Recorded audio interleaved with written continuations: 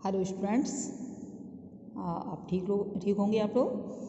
बच्चों, last video में मैंने आपको चैप्टर फर्स्ट जिसमें उपसर्ग प्रत्यय ये कंप्लीट करा दिया था। उसके बाद मैंने आपको PDF फाइल भेज दी थी, तो आपने क्वेश्चन आंसर कर लिए होंगे। बच्चों, आज हम वो वर्क आपका कंप्लीट हो गया, तो आज हम न्यू चैप्टर शुरू करते हैं। व्याकरण का ही ये सेकंड चैप्टर है, जो मैंने आपको लास्ट चैप्टर में यानी फर्स्ट चैप्टर में जो मैंने आपको बताया था कि आपके शब्द निर्माण 3 प्रकार से होते हैं, उपसर्ग के द्वारा, प्रत्यय के द्वारा और समास के द्वारा। यानी अलग जो समासिक पद होते हैं, 2 या 2 से अधिक पदों के मेल से जो शब्द बनते हैं वो शब्द निर्माण, वो तीसरी प्रकार का होगा हमारा समास। तो बच्चों, आप आज ये समास के बारे में रीडिंग समास वाला चैप्टर है। आपके पास बुक, जो भी बुक हो उसे आप लीजिए और फिर उसके बाद रीडिंग करिए। मैं आपको पहले रीडिंग कराती हूँ, आफ्टर दैट आपको ब्लैक बोर्ड पर ले जाके फिर एक्सप्लेन करूँगी। ओके, चलिए पहले रीडिंग कराते हैं, तो ध्यान दीजिए। इस समास शब्द का अर्थ है, समास का शाब्दिक अर्थ है संग्रह, सम्मिलन, संक्षेप, मिश्रण आदि। व्याकरणिक दृष्टि से 2 या 2 से अधिक शब्दों के मेल से जो नया शब्द बनता है उसे समस्त पद कहते हैं तथा इस मेल की प्रक्रिया को समास कहते हैं। जैसे गंगाजल, रामावतार, पत्रोत्तर आदि। वास्तव में कम से कम शब्दों में अधिक अर्थ प्रकट करना ही समास का मुख्य प्रयोजन है। जैसे परीक्षा का अर्थी अर्थात परीक्षार्थी, लोक में प्रिय अर्थात लोकप्रिय, शुभ है जो आगमन अर्थात शुभागमन, राजा की पुत्री अर्थात राजपुत्री, चक्र है पाणी में जिसके अर्थात चक्रपाणी विष्णु, माता और पिता अर्थात माता पिता। समास में 2 पद होते हैं, पूर्व पद और उत्तर पद। कभी पूर्व पद, कभी उत्तर पद और कभी दोनों पद प्रधान होते हैं। कभी कभी दोनों ही पद अप्रधान हो जाते हैं। अप्रधान मीन्स कोई भी पद मुख्य नहीं होता और उनका एक विशिष्ट अर्थ महत्वपूर्ण हो जाता है। अब बच्चों आगे देखते हैं समास विग्रह। विग्रह का मतलब होता है अलग करना। जैसे संधि को हम कहते हैं विच्छेद करना और समास को कहते हैं विग्रह करना।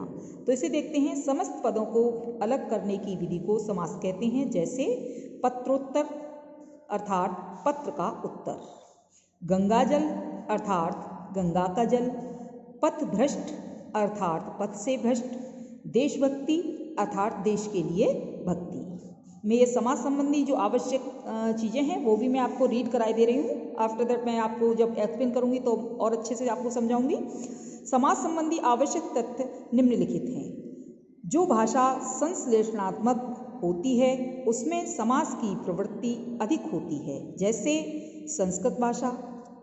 हिंदी विश्लेषणात्मक भाषा है, लेकिन इसमें संस्कृत के सामासिक शब्दों के प्रयोग के कारण समास का महत्व है। जैसे यथाशक्ति अर्थात शक्ति के अनुसार। कभी कभी समास से संबंधित शब्दों को योजक चिन्ह अर्थात हाइफन से भी मिलाया जाता है।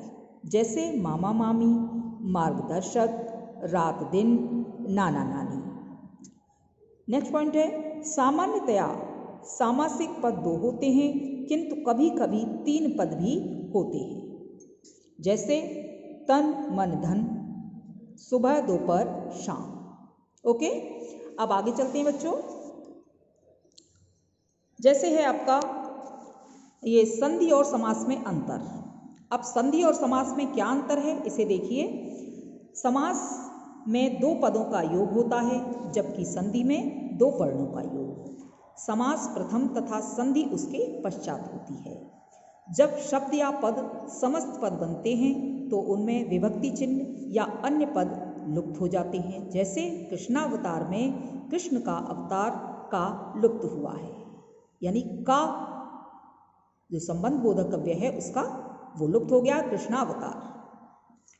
इसके विपरीत संधि में स्वरों या वर्णों का लोप होता है या रूप में परिवर्तन होता है। जैसे देवेंद्र, देव प्लस इंद्र।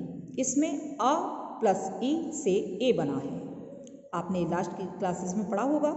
आगे चलते हैं। समास में पूरे शब्द या वर्ण का जबकि संधि में एक मात्रा या व्यंजन का लोप होता है। आगे है, समस्त पद बनते समय यदि संधि के नियम के अनुसार संधि हो सकती है तो वहाँ संधि कर दी जाती है। ओके, आगे रीड कराते हैं आपको। समास के भेद। समास के मुख्यतः 6 भेद हैं। कौन कौन से भेद हैं? तत्पुरुष समास, कर्मधारय समास, द्विगु समास, बहुव्रीहि समास, द्वंद्व समास और अव्ययी भाव समास। अब सबसे पहले आता है आपका तत्पुरुष समास। तत्पुरुष समास में उत्तर पद प्रधान होता है तथा पूर्व पद गौड़ होता है। ध्यान से रीड कर लीजिए, फिर एक्सप्लेन करूंगी तो और आप बेटर समझ पाएंगे। समस्त पद का पहला पद संज्ञा या सर्वनाम होता है। कौन से में? तत्पुरुष समास में। इस समास में समस्त पद करते समय अर्थात पद बनाते समय कारक विभक्ति या एकाधिक शब्दों का लोप होता है। इसलिए लुप्त अर्थात गायब हुई विभक्ति के कारण के अनुसार इस समास के निम्नलिखित भेद किए जाते हैं। आपने देखा होगा, आपने पढ़ा होगा, विभक्तियाँ कितनी होती हैं? विभक्ति 7 होती हैं और संस्कृत में 6 मानते हैं, लेकिन अब विभक्ति 7 होती है। अब पहली आती है कर्म, और कर्म का चिन्ह क्या है? पहले आती है कर्म तत्पुरुष। तो कर्म तत्पुरुष के अंतर्गत कौन सा होता है? का, की, को, ये आता है। ये शब्द चिन्ह होते हैं, इसके विभक्ति चिन्ह होते हैं। कर्म तत्पुरुष के अंतर्गत समस्त पद में कर्म कारक की विभक्ति का लोप होता है। जैसे आतिथ्यर्पण, अतिथि को अर्पण, ये पद है, ये समस्त पद है, जिसे समासिक पद भी बोलते हैं, समस्त पद भी बोलते हैं और समास पद भी बोलते हैं। तो आतिथ्यर्पण अर्थात अतिथि को अर्पण। अगला है ग्रहागत अर्थात ग्रह को आया हुआ। यश प्राप्त, यश को प्राप्त। मरणासन्न, मरण को पहुँचा हुआ।